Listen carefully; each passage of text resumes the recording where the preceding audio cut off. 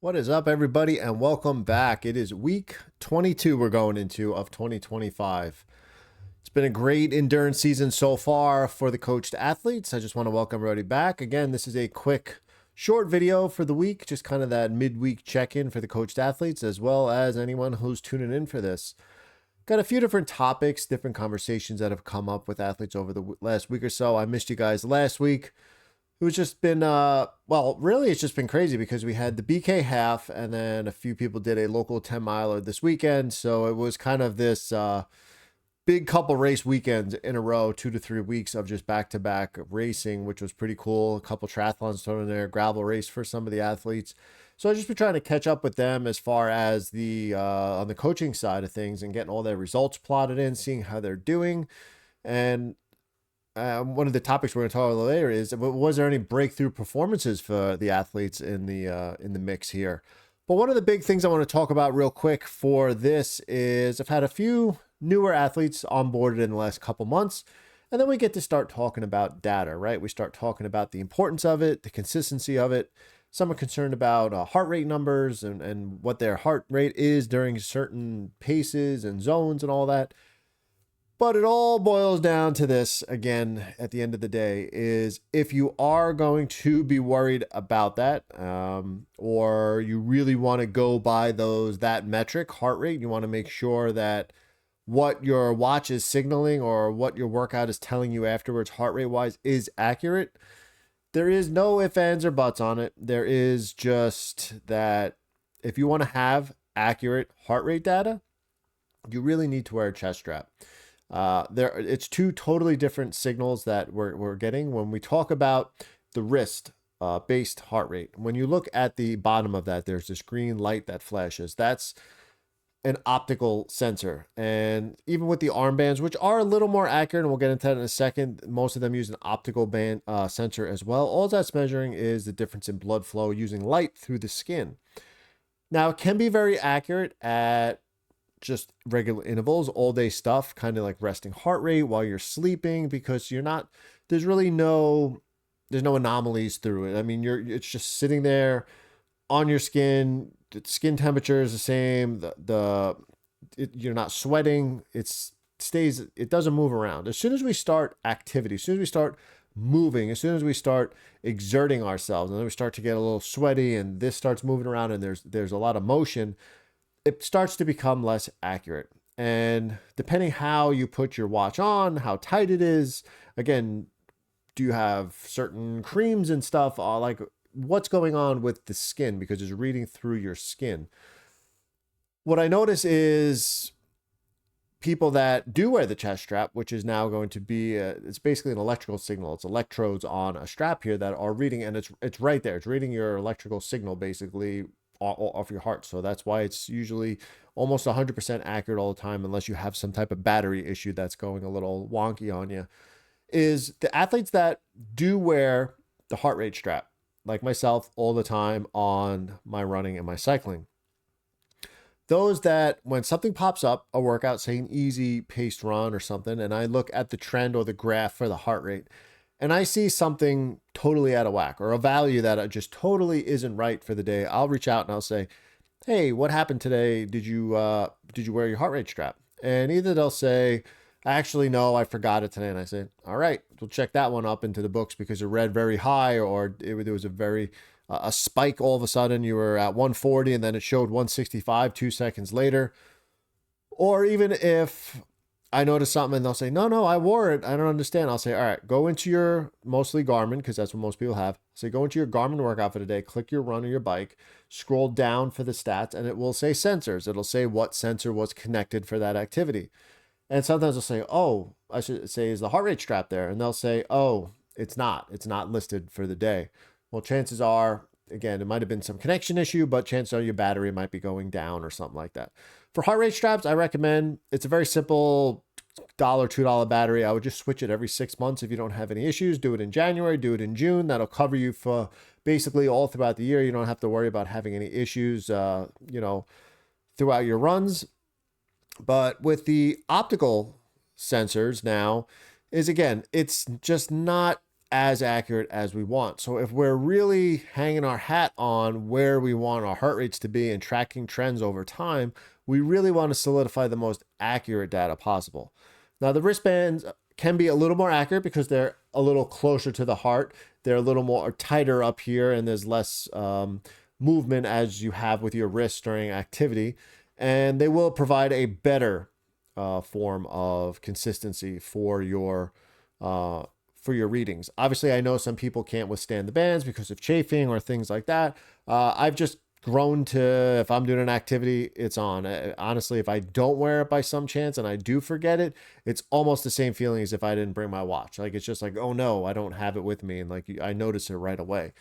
So for that, I must say, again, the watch, the optical sensor is really great all day sleep tracking, but you really need to, invest and be able to hopefully withstand the chest strap for heart rate if that is a value that we really, really want to go by with training. So if that's something in the mix there, again, just thinking about it, just putting it out there. Trust me, I literally look at data day after day, week after week on the athletes, and I'm constantly looking at heart rate graphs, and I just know right away what I'm looking at. If I'm looking at a consistency reading and a nice, climb throughout a race with heart rate, or if I'm just seeing these peaks and valleys of heart rate because it's moving around and it's reading all kinds of different things on the wrist, I can understand those differences. So please just wear the heart rate strap if you can tolerate it. That would be amazing. Another quick side note is diet. Just the podcast I was listening to this week, they threw in something that, again, some of these things stick with me. That's why I like to share them. Is when we talk about diets or just cleaning up your diet, we often talk about restriction. Like, when people want to lose weight and they want to perform better, what can I cut out of my diet? What can I do? And it doesn't always have to be that mentality. It really can be, say you eat relatively clean, but you're looking to just have a better diet. Start to think about some things of not what can I take out of my diet, but what can I put into my diet? What can I add to my diet that's going to help me with my goals and my fueling strategies that I have? Like, if you're eating carbs a lot because you're an athlete, maybe you can get a better source of carbs because it will, if you're eating, like for myself, I do eat a lot of like white rice. It's just a staple of our diet here. It's something that everybody in my family can eat due to their allergies and things like that. But maybe we can change that a little bit and have some other type of grains and other types of carbs mixed into that. So it's not always like, what do you need to restrict? It's what you can add in. So for me, like right now, for the smoothies that I make during the week or post-workout and things, similar like that, is not really, it's kind of like I have this bare bones staple of a smoothie that I make, but now it's like, what can I add into it? What can I add to add to some of this performance? So, I've been looking at mixes, type of seed mixes, different types of things that I can mix in. Like I typically like to put chia seeds in, but now there's also many other types of seeds that have great benefits to it. So now I'm researching some of those things to start adding that and starting to diversify a little bit, for my smoothies during the week. So again, it doesn't always have to be like, when you think diet and you think clean, you think performance, think like, what can I add into my diet? What can I add in that's going to help my performance and help me reach my goals a little bit better? And again, last one of these things is I want to talk about breakthrough performances because we've had a few lately. There's been people that have been coached athletes training all beginning of the year, prepping for some races, and then finally had a few races. And many of these weren't their A races, these half marathons or 10 milers or even shorter 5K distance races. But when you're in a training block, and this is the importance of building out your year, your annual training plan properly, is we don't want to have all these different race distances mixed into each other where we have to build really, we have a long-term goal of an A race or a triathlon, even a multi-sport event, but within that build, we have a half marathon too soon in the plan or a marathon within the plan when it was only for 70.3. So we had to balance all of our intensity because we had to get this other race done. But if you plan it properly, where if you're going to pick what your A race is and can build up the ladder of distance. So like when you're ready for a 5-mile race, you sign up for one, like when we're ready to really race it. And when we're ready, primed and prepped to maybe put a 10-mile effort in there, and then maybe a half marathon. Like this could be your build up to, say, an Ironman or a full marathon. And then it's not over there. Like a lot of people hit their A race and we were building volume for this large endurance event. We get to race day, we do good. We get it done very well, healthy. It could be the first time you're hitting this distance. And then a lot of people just hit the pause button and they're like, I kind of like burned out a little bit from the training and I just want to pause for a little bit.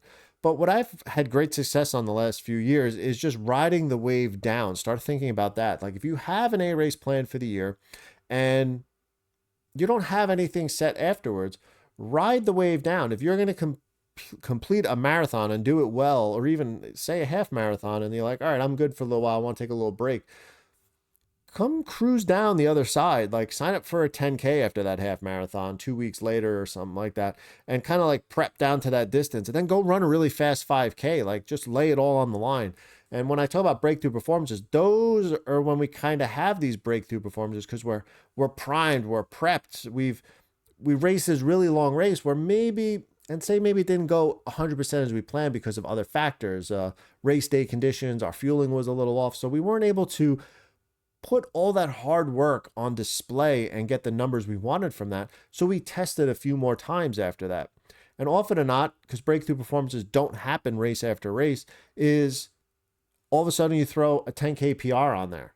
Maybe as you're sliding down the ladder, you throw up your fastest 5K you've ever run. And that might motivate you a little bit to say like, wow, all that work really, it really was worth it. Like I finally moved my numbers. I was able to push things along a little bit further.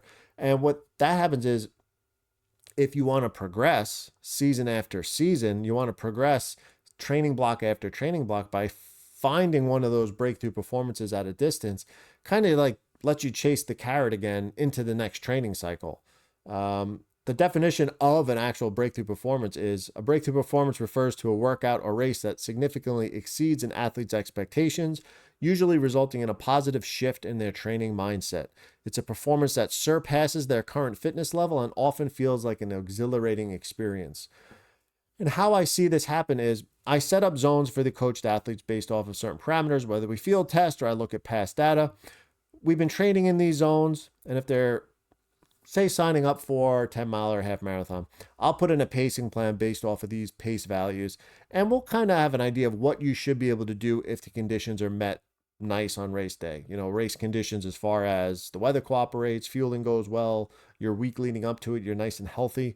And often than not, if we have the right zones, the athlete performs well. If they do the pacing plan correctly, they hit that.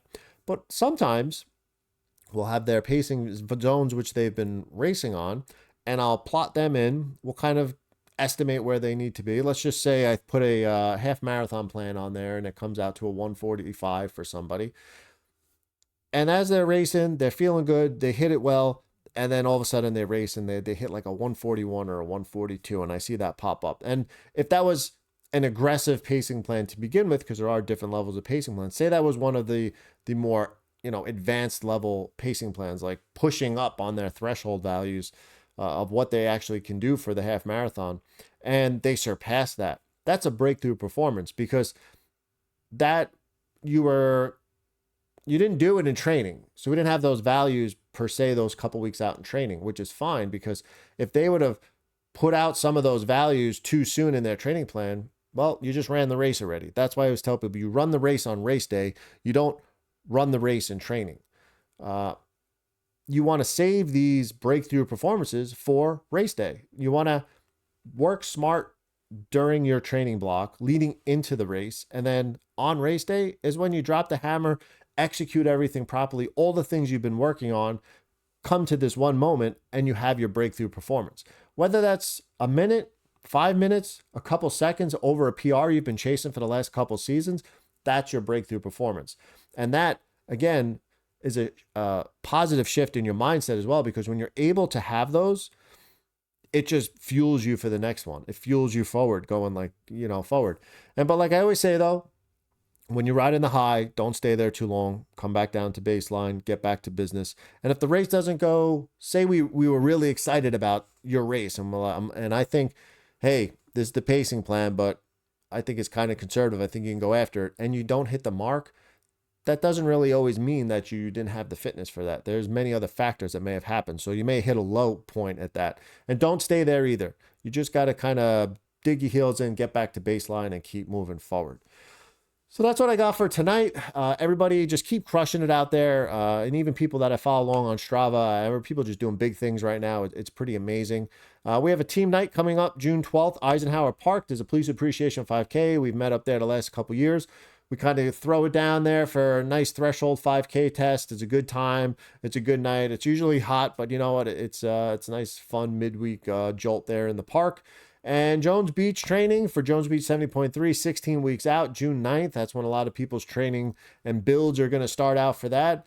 And if I did my math correctly before this, we got 20 weeks out from New York City is June 16th coming this month too. So this month is the beginnings of a lot of I guess you can call September fall, is those fall peak races. It's going to be pretty cool because a lot of those end of season stuff, people are going to start falling into that if that's where your A race is going to lead you this year. So for tonight, I want everybody to stay safe, stay healthy, keep balancing that life 1 mile at a time. I'll catch you on the next one.